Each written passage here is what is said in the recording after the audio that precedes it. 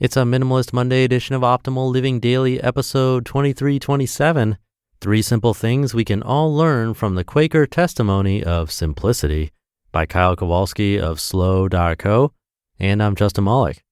Happy Monday and welcome back to Optimal Living Daily, or the OLD podcast, where you can start or end your day on the right foot by simply listening to the best blogs I can find and get permission from.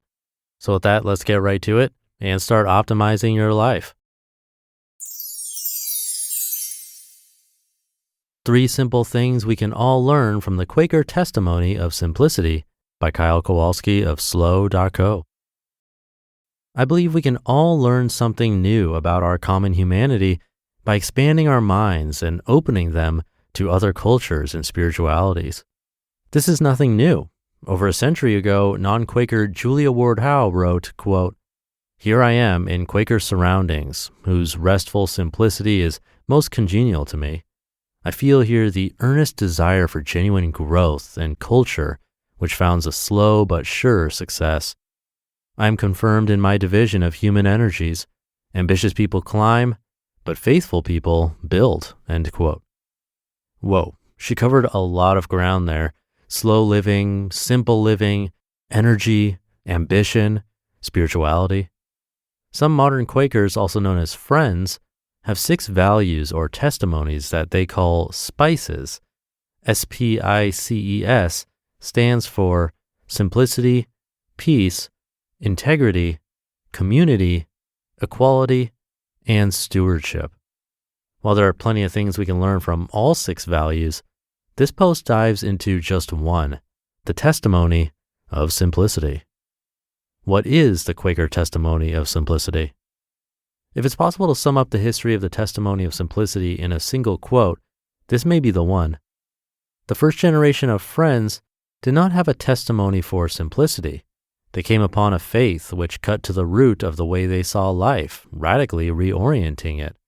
They saw that all they did must flow directly from what they experienced as true, and that if it did not, both the knowing and the doing became false. In order to keep the knowledge clear and the doing true, they stripped away anything which seemed to get in the way. They called those things superfluities, and it is this radical process of stripping for clear seeing which we now term simplicity. Fran Irene Tabor. Incredible. Let's continue by breaking down the testimony of simplicity. First, what does testimony mean? Quote, "The word testimony describes the way that Friends testify or bear witness to their beliefs in their everyday life. A testimony is therefore not a belief, but is committed action arising out of Friends' religious experience," end quote. The testimony of simplicity in the words of the Quakers or Friends follows, and they're all quotes. "A person ought to live a simple life in order to focus on what is most important and ignore or play down what is least important. Simplicity is a witness to the world that the inward state is more important than the outward. We need to think of simplicity not as an impossible demand, but as an invitation to a more centered, intentional, and fulfilling spirit-led life. Simplicity flows from well-ordered living. It is less a matter of doing without than a spiritual quality that simplifies our lives by putting first things first. Simplicity, like all the testimonies, is essentially a spiritual discipline. We simplify our lives in order to come closer to the truth. For the Quakers, living simply is about seeking to live more meaningfully. Quakers have long referred to the unnecessary accumulation of material items as cumber, and they believed it obscured their vision of both God's will and reality. It can be spiritually cleansing to disinvest oneself of unnecessary possessions, to recycle unused items, or give away things you no longer truly need. But cumber can mean more than material possessions. It can represent unnecessary mental or spiritual cumber, or living beyond our emotional means. And perhaps my 2 favorites, simplicity is a balm to contemporary anxiety, allowing all of us to engage in the joys and challenges of the present moment. And keep life simple so we are free to live in harmony and alignment with soul's purpose. The 3 aspects of the testimony of simplicity. The testimony of simplicity revolves around three key elements: dress, speech, and material possessions. Number one, simplicity of dress. On the surface, you may think plain dress is pretty straightforward. Right this second, maybe you're mentally picturing what you think Quaker dress may look like. However, I've learned simplicity of dress is subjective. Modern Quakers or friends simply dress simply. Doesn't sound like this is too different from what you may see with some of the minimalist leaders today. Consistency, timelessness, maybe similar coordinating colors. Why would anyone willingly and gladly choose this type of dress? Well, first of all, this approach to fashion and style is timeless. You don't have to spend time and money on the latest trends, effectively giving back time and money and energy and mental bandwidth to spend on the most important things in your life, which typically aren't things at all. There's a personal aspect here where you need to overcome your ego and identity, since this is voluntary simplicity. Next, plain dress is intended to eliminate an aspect of social inequality. If everyone dressed in a simple way, it put people on more of an even visual, physical playing field. And lastly, there's now an ecological aspect when you think of the wastefulness of trend-based clothing and fast fashion. Every day, we have more and more options for sustainable, ethical, and slow fashion. Want to really experiment with timeless style? Try a buy-nothing year for clothing. I think I'm currently at 16 months without buying a single article of clothing. You start to lose track after a while and wonder how the old you ever even made time for shopping. I wouldn't have been able to do this if all my clothing was the latest trend a year and a half ago, but now out of style. Number two, simplicity of speech. This is an interesting one. I've also seen this one paired with simplicity of behavior. Here's how the Quakers or friends describe it.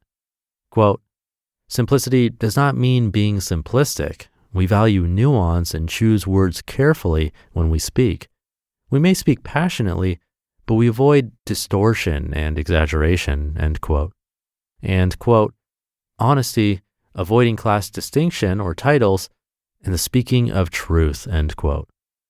I love this. We should all opt for authenticity and remember this quote as well.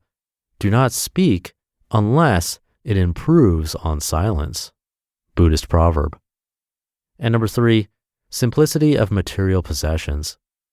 Again, in the words of the Quakers or friends, quote, believe that one should use one's resources, including money and time, deliberately in ways that are most likely to make life truly better for oneself and others, end quote.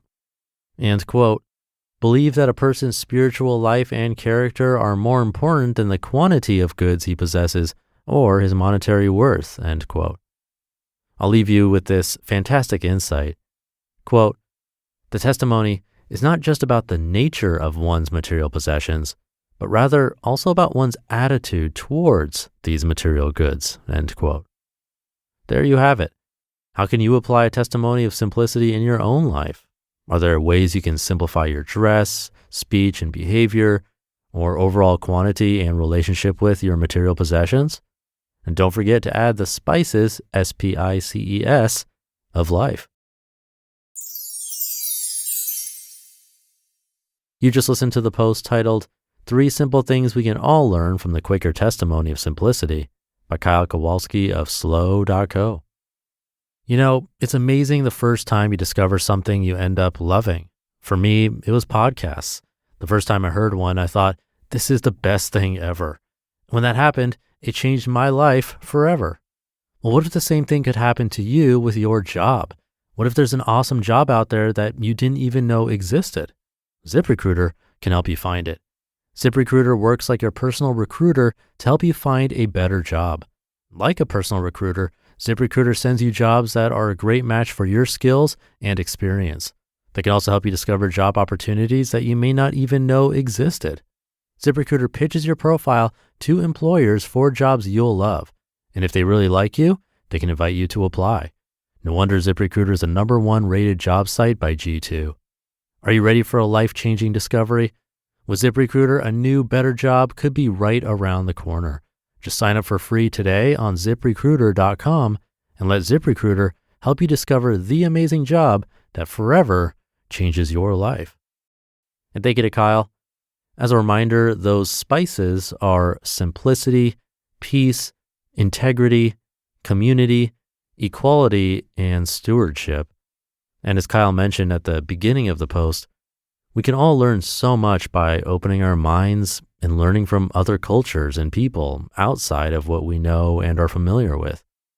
There's a fascinating website that my brother often reads from over on Optimal Health Daily. It's called Blue Zones, or bluezones.com. And it's about the research of the areas in the world where people tend to live the longest on average. One of those communities isn't too far from where I am here in Southern California. But these zones are actually all over the world, including Costa Rica, Greece, Italy, and more. And some of the factors that these communities have in common are knowing your purpose, which we talk about here on the show often, staying social, and not social media, of course, but an actual social network, putting family first, eating less, and especially less red meat, kicking back, moving naturally, and more. You can find more on the Blue Zones website. And while simplicity isn't on their list of common factors per se, I'm sure many can argue that these communities actually do live more simply than their neighbors.